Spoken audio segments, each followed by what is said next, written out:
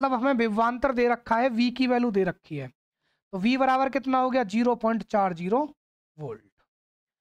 यदि अवक्षय परत 0.3 माइक्रोमीटर है तो इस क्षेत्र की वैद्युत क्षेत्र की तीव्रता ज्ञात कीजिए। और ये कब आया है? 2019 में आया है। तो देखिए अवक्षय परत की चौड़ाई दे रखी है, तो चौड़ाई को हम क्या मान ले? डी मान ले भाई, दूरी है, तो कितना हो जाएगा 0.3 माइक्रोमीटर। और जब हम माइक्रो शब्द को हटाएंगे तो कितना आ जाएगा बेटा? 10⁻⁻6 मीटर। तो ये कह रहा है वैद्युत क्षेत्र की तीव्रता ज्ञात कीजिए। देखिए आपको क्वेश्चन बताया था और 3 साल से लगातार आ रहा है कि न्यूटन पर कूलाम व वोल्ट पर मीटर किस भौतिक राशि के मात्रक हैं? तो ये किसके हैं? वैद्युत क्षेत्र की तीव्रता के।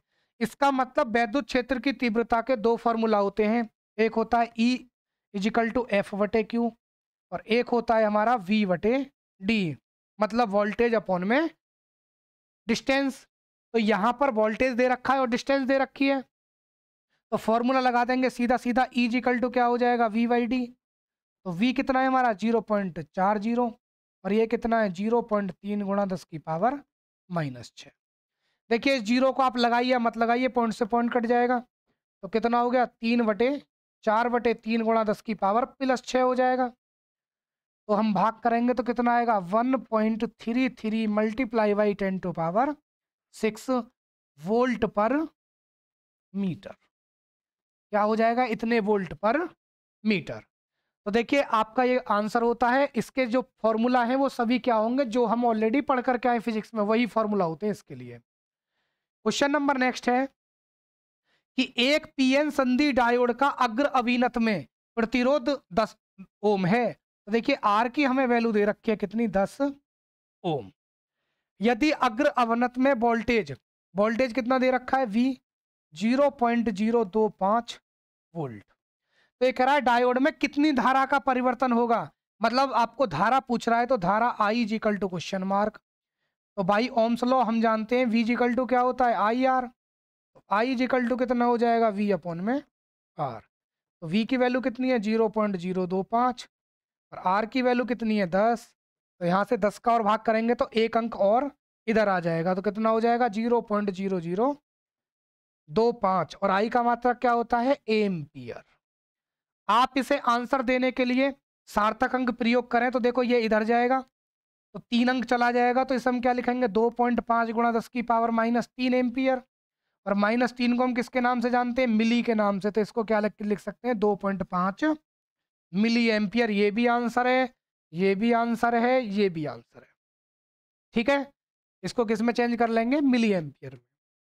उसके बाद में क्वेश्चन नंबर नेक्स्ट है कि चित्र में दिखाए गए परिपथ में प्रतिरोध 10 ओम से होकर बहने वाली धारा का मान ज्ञात कीजिए यदि डायोड का विभव प्राचीर 0.7 वोल्ट है। ये कह रहा है इससे होकर बहने वाली किसका मान ज्ञात करना है? हमें धारा का मान ज्ञात करना है। तो देखिए भाई, अब प्लस से क्या चलता है? हमारा करंट चलेगा प्लस की तरफ से, तो करंट गया प्लस की तरफ से। तो जैसे करंट इधर से जाएगा तो आपको ध्यान देना है कि करंट को ये इस तीर हमें बता रहा है कि ये क्या है? अग्र दिशिक है। इसका मतलब यही बात देखो, इन सवालों में यही ध्यान रखना होता है। ये करंट हमें बता रहा है, ये जो तीर है ये बता रहा है कि अग्र दिशिक है, इसका मतलब करंट का फ्लो होगा। करंट का फ्लो होगा तो ये करंट ऐसे जाएगा और जाने के बाद में लौट करके माइनस की तरफ आ जाएगा। ठीक है, तो आपसे कह रहा है इस 10 ओम पर कितना करंट फ्लो होगा? आपसे कह रहा है कि इस 10 वोल्ट पर कितना करंट फ्लो होगा। तो देखिए भाई विभव प्राचीर कितना है? 0.7 वोल्ट है और ये कितना है? 5 वोल्ट है। तो लगभग विभव में अंतर कितना हो गया? तो लगभग विभव V = कितना हो जाएगा? 5 - 0.7। इसे हम लगभग में क्या बोलेंगे? 4.3 वोल्ट। ठीक है, और R की वैल्यू कितनी दे रखी है हमें? 10 ओम। तो I बराबर निकालना है तो हम जानते हैं I बराबर होता है V/R। तो देखो V की वैल्यू कितनी है हमारी? लगभग 4.3 और ये कितना है हमारा? 10। तो लगभग कितना आ गया? 0.43 एम्पियर।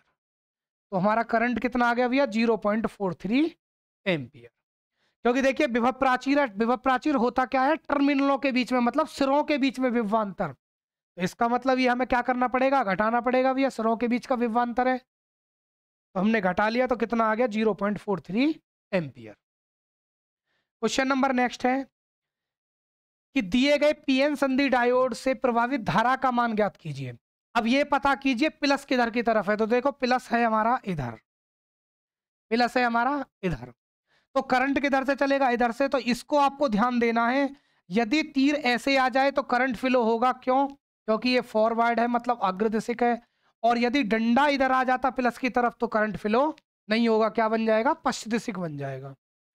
तो इसमें से करंट फ्लो हो रहा है, तो टर्मिनल विभवांतर कितना हो गया हमारा, सीधी सीधी V की वैल्यू हो जाएगी हमारी 5 माइनस माइनस का 1, क्योंकि टर्मिनल निकालना एक सिरे से दूसरे सिरे का, तो हम क्या करते हैं, एक सिरे में से दूसरा सिरा घटा देते हैं।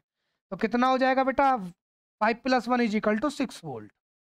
उसके बाद हमें R की वैल्यू कितनी दे रखी है, 300 ओम। तो I निकालना है, I = V/R।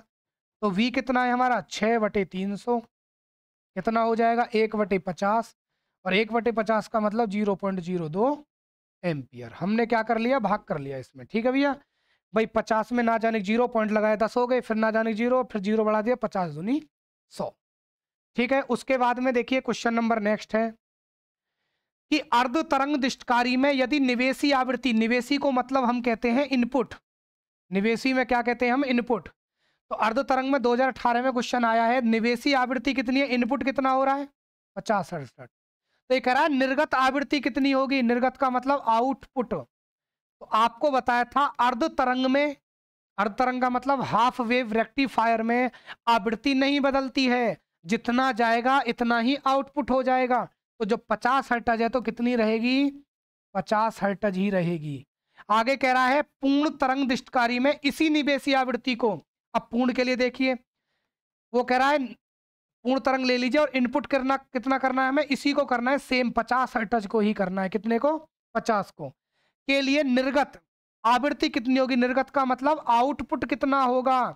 तो आपको बताया था, अभी बताया था कि जब हमारा पूर्ण तरंग होता है तो उसमें आउटपुट कितना हो जाता है, 2 गुना हो जाता है। तो 50 का 2 गुना कितना हो जाएगा, 100 हर्ट्ज। तो देखिए ये बात याद रखने वाली है, आया हुआ क्वेश्चन है, ठीक है। अर्ध तरंग में सेम रहता है, पूर्ण तरंग में क्या हो जाता है, दुगुना हो जाता है आउटपुट। क्वेश्चन नंबर नेक्स्ट कि चित्र में प्रदर्शित अमीटर ए तथा बी से मापी गई वैद्युत धारा क्या है यदि उनके प्रतिरोध नगण्य तथा पीएन संधि डायोड आदर्श हो। 2013 में आया है, आपसे कह रहा है अमीटर ए और बी पर क्या निकालना है, वैद्युत धारा का मान निकालना है। तो देखो यहां पर क्या है भाई, जहां बड़ा होता है वो हमारा क्या होता है, प्लस, और छोटा वाला माइनस। अब करंट हमेशा किधर से फ्लो होगा, प्लस वाले की तरफ से फ्लो होगा, तो मतलब करंट आएगा इधर से। अब ध्यान से देखना, करंट एक बार ऊपर जाएगा, इधर भी नीचे आएगा, क्योंकि ये संधि बन गई यहां पर भी करंट के लिए। तो जब करंट ऊपर जाएगा तो जाने पर देखो यहां पर आ गया डंडा। अब की बार ये जो हमारी अवच्छय लेयर है इसको क्या कर रही है, रोकने का काम करेगी। भाई लेयर पहले आ गई तो क्या बन गया, पश्चिदिशिक। क्या बन गया, पश्चिदिशिक। देखिए यदि प्लस की तरफ से ऐसे आ जाए तो करंट फ्लो होगा, और ऐसे डंडा आगे आ जाए तो करंट फ्लो नहीं होगा। अब ये क्या